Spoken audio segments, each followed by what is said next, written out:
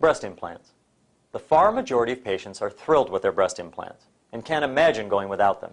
However, although rare, there are some risks specifically related to breast implants. Infection around the implant. While not life-threatening in most cases, this can be a major setback to your recovery and end result. In most cases, the implant will need to be removed, leaving you lopsided for several months, and then replaced through another operation. Take your antibiotics as instructed, and you should do well. Exposure of the implant.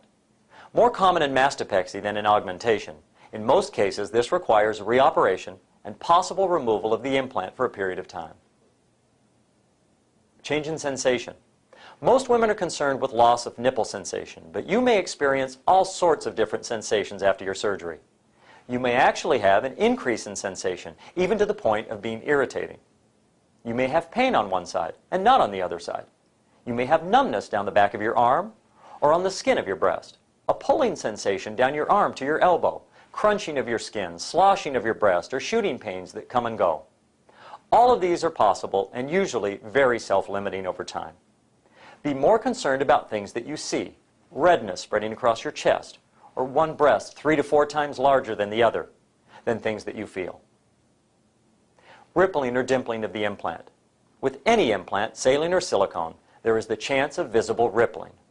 In many women, this is not much of a concern at all, or may only be visible on the side of the breast when leaning forward, as when brushing the teeth. Rippling becomes more of a concern in women with very thin skin, lean body mass, or not much breast tissue. Some women may see improvement with just a small amount of weight gain.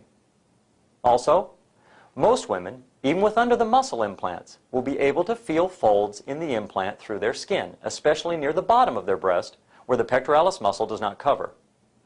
While this may feel strange to some patients, it is completely normal. Also, women with under-the-muscle implants may notice a tightening across the bottom of their breast when they contract their chest muscle. Again, this is totally normal. Asymmetry. Many women have some unevenness to their body and breasts to begin with, and most likely your breasts will not be identical twins after surgery. Your implant may settle or not settle into different positions. Although symmetry is our goal, your breasts will probably be more like sisters than twins. However, you have probably started to stare at everyone else's breasts, and after surgery, you will stare at your own more than ever before. You will become what we call breast obsessed, and will spend inordinate amounts of time staring at your breasts in the mirror, analyzing height and width. You will feel as if everyone else is doing this as well when you go out in public. They aren't, but you will feel like they are. This will pass with time. Hardning, encapsulation, or capsular contracture. When implants are placed, your body realizes that it is not you and forms a layer of scar tissue around the implant. This tissue is called a capsule. In most cases, this capsule is soft, and your breast should be natural feeling, anywhere from 1 to 3 months after surgery. On occasion, this capsule can become firm or hard, even painful. It can occur at any time after your surgery. If this does happen, there are several possible treatments. Massage is the first, and all patients will be shown how to perform this. Should this not work, on rare occasions, a small operation would be needed to try and release this capsular tissue. This is called capsulotomy, and is usually done through a small incision where you already have one. This helps in the far majority of cases. However, if hardening returns, even more rare, another operation would be required, where the capsule is actually removed, called capsulectomy, and probably implants exchanged as well. Do your massage as shown, and in most cases, this can be avoided. Possible interruption of cancer detection. Continue your self-exam as always, and stay on your mammogram schedule as outlined by your primary care physician.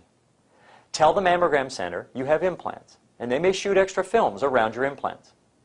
There is not an increased rate of cancer in patients with implants, although in some patients there may be a delay in detection time. They may even suggest ultrasound or MRI. Deflation. Most medical devices wear out over time, and breast implants are no exception. At some point in time, you may either want them to be replaced or need them to be replaced. We say that this is usually between 10 and 12 years, but it may be any time before or after that. There is no routine time, such as every 10 years, that replacement should be done. If you are not having a problem at 15 years, keep going. You do not have to do anything. Generally, you will notice one breast getting smaller and softer. In the case of saline, the body will absorb the sterile fluid. While not an emergency, call and make an appointment as soon as you can. There is a replacement program, and your surgery will be a priority. It is usually never as painful or as costly as the first. In almost all cases, your implant will be replaced free of charge for the rest of your life, each time a deflation occurs. There is no charge from me for a replacement due to deflation. Should the deflation happen during the first 5 years after placement, the implant company will provide money, up to $1,200 in most cases, to pay towards an anesthesiologist and facility for your replacement surgery. There are also programs available with most implants to extend the time of that money coverage. Make sure that you receive information about this financial coverage extension, but you should always get your implant at no charge.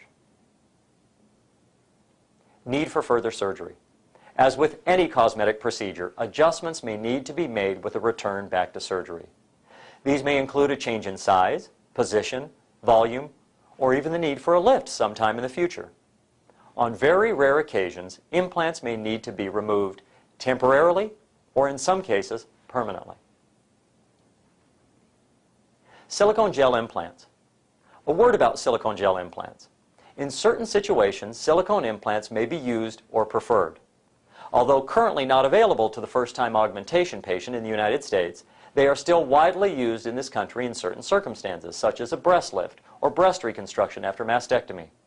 There are pros and cons to these gel implants: softness, non-adjustable volume, possible delay in deflation detection, and others. If you are getting a silicone gel implant, make sure that you understand the implications regarding these specific devices.